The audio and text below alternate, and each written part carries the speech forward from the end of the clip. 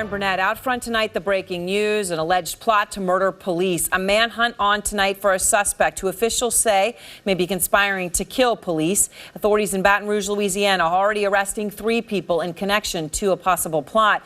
Police say at least 8 guns were stolen from a pawn shop over the weekend. One of the suspects, at least one of them, telling police they were going to use them to kill law enforcement officers. The Baton Rouge Police Department is on high alert tonight. We took this as a very viable threat. We have been questioned repeatedly over the last several days about our show of force and why we have the tactics that we have. Well, this is the reason, because we had credible threats against the lives of law enforcement in this city. And as law enforcement officers that are charged with the protection of this community, and in that community is our law enforcement officers. The arrest happening in a city already on edge. This is Baton Rouge, where Alton Sterling was shot by police officers a week ago today. Video showing him pinned down as shots were fired. Now video everyone in this country has seen. Boris Sanchez is out front to begin our coverage in Baton Rouge. And Boris, this is pretty terrifying. At least 3 arrested, a manhunt on for another, and what they say was a very specific plot, armed suspects getting ready to kill police. It is terrifying, Aaron, especially in light of Dallas and everything that happened there today. We should tell you this all started with a burglary at a pawn shop in Baton Rouge, the Cash America pawn shop, where late Friday night and early Saturday morning, police say that several suspects burglarized the place looking for guns. They say that during that burglary, they were able to apprehend 1 suspect with 2 handguns. During the interrogation of that suspect, he apparently told police, quote, they were doing it to get bullets for an attack against Baton Rouge police officers, apparently in retaliation for the shooting of Alton Sterling. Because of information gleaned from that interrogation, officers yesterday raided a home in South Baton Rouge where they arrested another 2 suspects, 3 in total, as you said. One of them was a 13-year-old juvenile. It's important to point out, as you did, that there's still 1 suspect that's on the loose. Police believe they have his name and information. They're putting it out there to the public soon to try to have them come forward and hopefully put him behind bars. They're asking essentially for him to turn himself in at this point.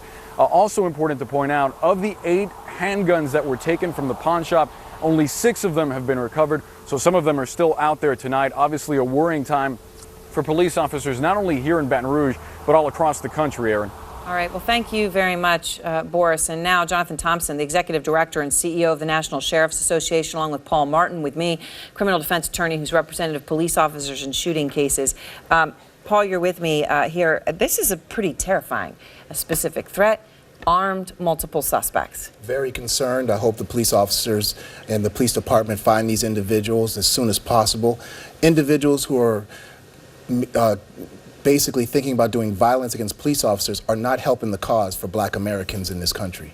And Jonathan, you know, you heard the Baton Rouge police chief saying we've been questioned over the past couple days about the show of force, why we have the tactics that we have. This is the reason.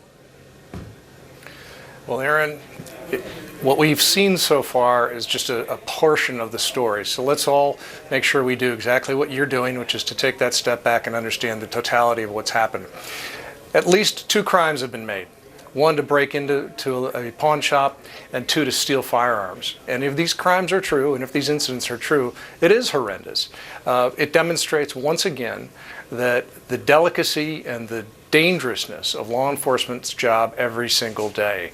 So I'm discouraged in that sense, but I'm encouraged because I think the people of Baton Rouge and the media as well are taking that step back that we've talked about so much. Take a look at ourselves and say, what are we going to do? Yeah, but Paul, I mean, this is the question. What are we going to do? Because you had a problem in Baton Rouge, you had protests, and a lot of the images that we've seen have come out of Baton Rouge. You know, you have the woman with the 3 police in riot gear. That has gone so viral. They are saying the reason that an image like this is out there is because they were receiving threats.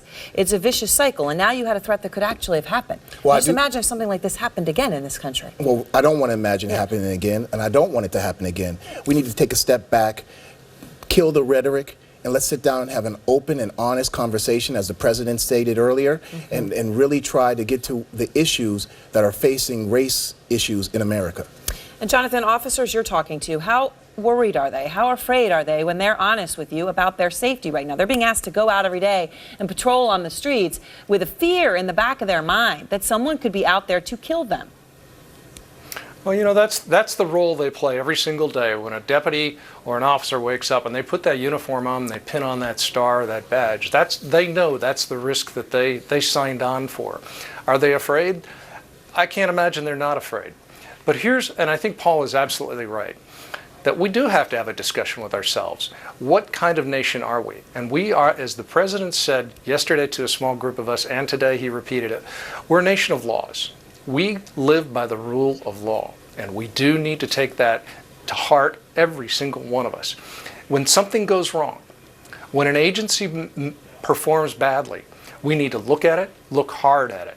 When a community performs badly, whether it's protesters, drug dealers, or anyone, when they perform badly, we have to look at them and we have to let the system of justice unfold. That's what this nation was founded on, and that's what we all need to be calling for. Paul. I agree. Yeah.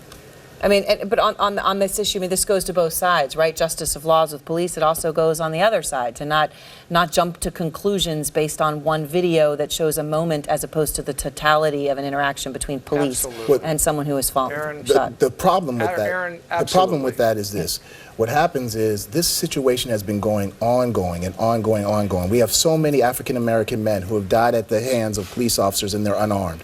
And so this issue has to be addressed. And the only way it's going to be addressed is from people to protest in a way that's nonviolent and make their concerns known. And that's the American way. All right, thank you both. And quick final word, Jonathan. And in law enforcement, we have to have that discussion every single day when we're patrolling, whether we're walking a beat or we're in a school or we're in a community center. And that's what law enforcement's doing, and they're trying.